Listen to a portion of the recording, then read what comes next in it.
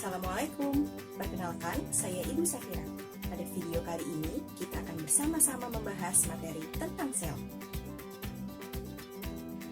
Sel pertama kali ditemukan oleh ilmuwan Inggris bernama Robert Hooke pada tahun 1665 melalui sayatan sel gabus tumbuhan yang sudah mati. Kemudian, Hooke melihat adanya ruang-ruang kosong yang saling berdekatan, dan Hooke menyebutnya sebagai selule. Seiring berjalannya waktu, penemuan dari ilmuwan-ilmuwan lain pun bermunculan, hingga akhirnya dapat disimpulkan bahwa sel merupakan unit struktural dan fungsional terkecil yang menjadi komponen dasar penyusun makhluk hidup. Secara struktural, terdapat dua tipe sel, yaitu prokariotik dan eukariotik. Untuk sel prokariotik, artinya belum memiliki membran inti, yaitu materi genetiknya tidak terlindungi oleh membran di inti sel. Sedangkan sel eukariotik sudah memiliki membran inti, yaitu seluruh materi genetik telah terlindungi oleh membran pada inti sel. Pertama, kita mulai dari sel prokariotik. Contoh dari sel prokariotik ialah bakteri. Nah, sekarang mari kita perhatikan struktur sel prokariotik berikut ini. Sesuai dengan gambar yang terlihat, meski materi genetik tidak terlindungi oleh membran inti, namun ciri khas dari sel prokariotik ialah seluruh materi genetik terkumpul dalam satu lokasi yang sama, yaitu pada nukleoid. Yang kedua adalah sel eukariotik. Contohnya adalah sel pada hewan dan tumbuhan. Sesuai pada gambar yang disajikan, masing-masing sel hewan dan tumbuhan memiliki inti sel dengan membran yang mampu melindungi materi genetik agar tidak tersebar dengan organel sel yang lain. Namun, meski sama-sama memiliki membran inti, sel hewan dan sel tumbuhan memiliki beberapa perbedaan dari anggota organel sel yang dimilikinya. Nah, selanjutnya kita akan membahas masing-masing organel sel yang terdapat pada sel eukariotik.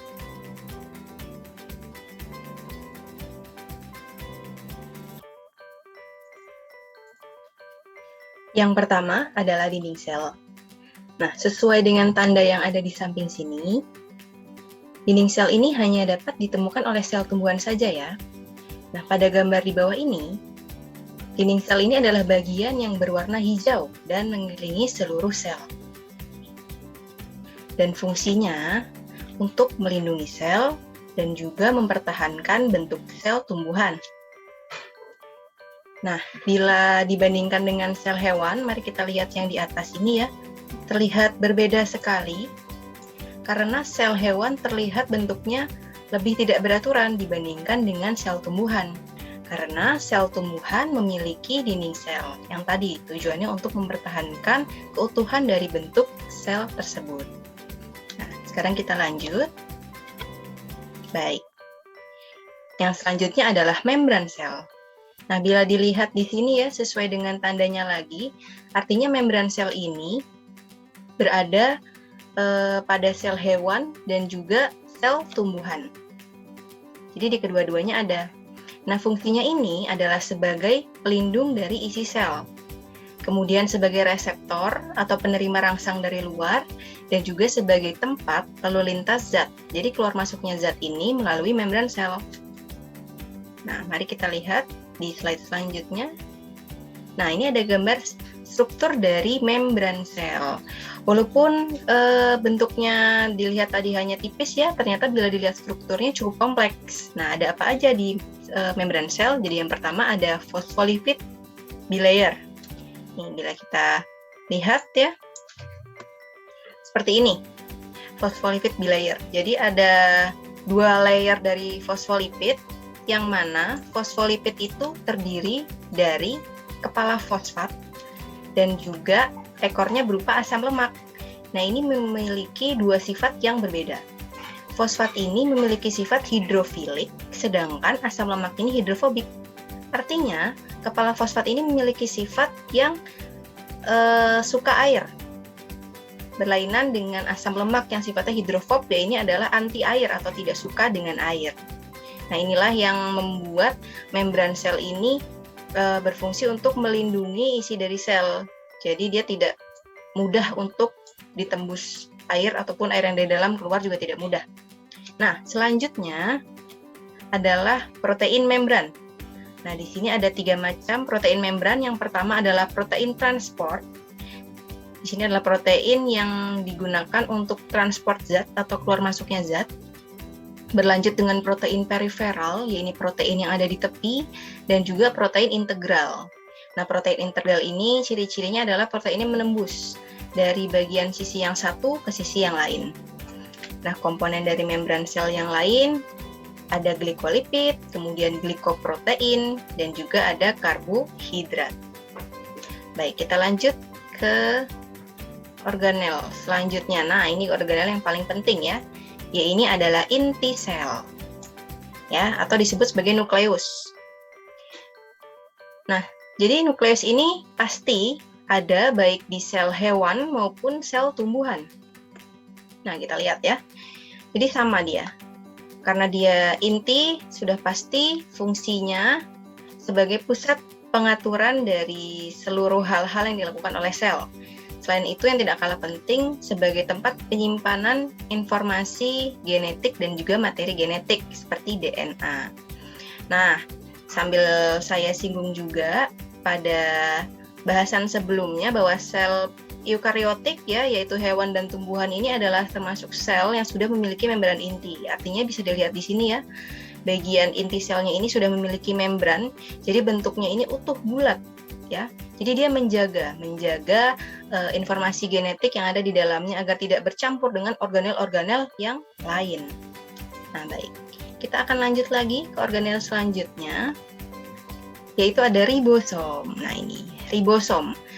Ada juga di sel hewan dan tumbuhan ya, jadi kedua-duanya memiliki ribosom. Bila dilihat dari penampakan yang besar seperti ini ya, ribosom ini hanya seperti bintik-bintik kecil di dalam sel. Padahal struktur aslinya kurang lebih seperti ini. Jadi meskipun bentuknya kecil-kecil tersebar di dalam sel begitu ya, tapi sebenarnya ribosom ini memiliki 2 bagian. Ya, jadi ada bagian namanya subunit, kita menyebutnya subunit yang besar dan subunit kecil. Nah, fungsi dari subunit besar dan subunit kecil pada ribosom ini nantinya berkaitan dengan sintesis protein atau pembentukan protein. Baik, ya ini untuk ribosom. Selanjutnya ada lagi, yaitu RE atau retikulum endoplasma. Retikulum endoplasma ini juga terdapat di sel hewan dan juga sel tumbuhan. Ya. Baik. Dia ada di kedua-duanya, dan kalau kita lihat di sini ya, RE letaknya ada di sekitar nukleus, baik itu yang di sel hewan maupun yang di sel tumbuhan. Sama-sama letaknya dia mengelilingi nukleus. Nah, kalau kita perbesar bentuknya seperti ini. Ya. Nah, RE ini ada 2 jenis. Ada yang RE halus dan juga RE kasar. Nah, bedanya bagaimana? Bila yang RE halus ini adalah retikulum endoplasma yang tidak bergranula. Sedangkan yang RE kasar ini adalah retikulum endoplasma yang bergranula. Nah, granulanya itu adalah ribosom. Jadi tadi ribosom sebenarnya tidak hanya tersebar luas di sel, melainkan dia juga ada yang menempel pada RE. Nah, maka dari itu disebut sebagai RE kasar atau RE yang bergranula. Itu. Nah, tujuan umum dari RE atau fungsinya secara umum adalah untuk membentuk fosfolipid. Oke. Nah, ini untuk RE. Selanjutnya ada lagi mitokondria. Mitokondria sama, dia terdapat di sel hewan dan sel tumbuhan. Dan ini adalah bentuk struktur dari mitokondria. Nah, mitokondria ini memiliki fungsi ya. Fungsinya ini adalah penghasil energi atau ATP. Ya. Dia ini menghasilkan energi melalui proses respirasi sel. Ya, jadi sel pun berespirasi ya, dia melakukan hal untuk menghasilkan energi. Energinya untuk apa? Untuk nanti digunakan oleh sel itu untuk melakukan metabolisme. Nah, selanjutnya ada vakuola. Baik, vakuola. Ya, dari beberapa sumber memang vakuola hanya ditekankan terdapat pada sel tumbuhan. Tapi ternyata vakuola pun tetap ada di sel hewan walaupun jumlahnya tidak sebesar dan sebanyak yang ada di tumbuhan. Nah, ini adalah vakuola. Ya. Dan vakuola sendiri memiliki beberapa jenis ya. Yang pertama ada vakuola makanan sebagai penyimpan senyawa, kemudian vakuola kontraktil sebagai penyerap air dan osmoregulator, dan yang terakhir ada vakuola sentral. Nah, vakuola sentral ini mari kita lihat di tumbuhannya. Dia cukup jelas sekali bentuknya, mengisi ruang sel paling besar. Jadi dia porsinya paling besar nih untuk vakuola sentral yang ada di tumbuhan. Baik. Kita ke organel yang selanjutnya ya adalah lisosom. Nah, perhatikan tandanya ya. Lisosom ini hanya ditemukan pada sel hewan. Hewan saja, tumbuhan tidak ada. Nah, ini strukturnya dari lisosom. Ya, bila dilihat ada di dalam yang besar ini, lisosom ini kecil ya, menempel sangat kecil begitu. Nah, tapi fungsinya penting untuk pencernaan intrasel atau fagosit atau penghancur. Jadi dia adalah sebagai tempat ya untuk menghancurkan zat-zat asing biasanya. Nah, kemudian ada lagi, ya ini sentrosom dan ventriol. Ini juga hanya terdapat di sel hewan, saja.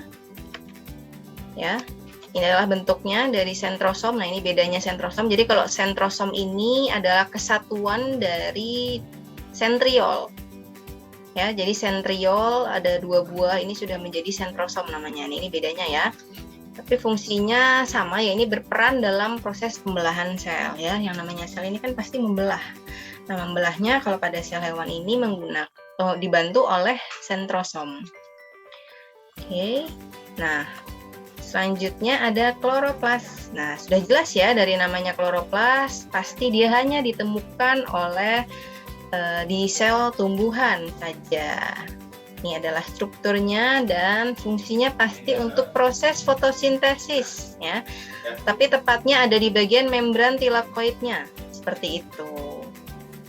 Baik. Nah, ini adalah organel-organel sel yang ada di sel eukariotik. Nah, untuk membedakan yang mana yang hewan, yang mana yang tumbuhan, tadi sudah disebutkan juga ya di masing-masing organel bahwa ada yang sama-sama ada di hewan tumbuhan, ada juga yang hanya ada di hewan, hanya yang ada di tumbuhan juga ada. Nah, sekarang setelah kita membahas tentang sel ya, organel-organel sel tadi, apakah kalian pernah terfikir dengan yang namanya sitoplasma? Nah, sekarang akan saya bantu beri gambaran apakah yang dimaksud dengan sitoplasma itu ya. Silahkan, bentar kita lihat dulu video berikut ini. Ya. Jadi nanti dari video ini akan terlihat ya. Oke. Ya, jadi sitoplasma ini merupakan keseluruhan bagian isi sel yang terbungkus oleh membran sel. Nah, yang di dalamnya ini berisikan seluruh komponen-komponen sel, termasuk organel sel di dalamnya. Nah, yang namanya sel ini kan pasti berisi air ya, atau cairan. Nah, cairannya ini adalah cairan yang ada di sitoplasma, disebut sebagai sitosol. Jadi itulah bedanya antara sitoplasma dengan sitosol. Jadi kalau sitoplasma ini adalah keseluruhan dari bagian isi sel, sedangkan sitosol ini adalah cairannya. Seperti itu. Nah, sampai di sini dulu ya materi tentang sel. Semoga bermanfaat dan nantikan video-video berikutnya. See you!